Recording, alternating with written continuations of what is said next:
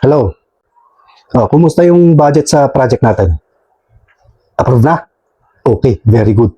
So, ganito ha. Yung 40% isend mo sa account ko. Tapos yung 30% isend mo kay engineer. Yung matitira, sabi mo sa contractor, i-budget meal na lang kami yung materyales. Bahala na sila. Ha? Okay, sige. Bye-bye.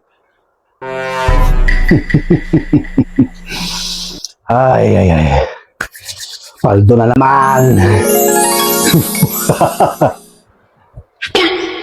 Sino ka? Ako ang iyong konsensya. Masama ang iyong ginagawa. Pag may nagsumbong, makukulong ka. Magsusumbong? Sino magsusumbong? Ikaw? Magkano kailangan mo? 10 milyon? Ha? Sige, sisend ko na lang sa account mo ha. Manahimik ka lang.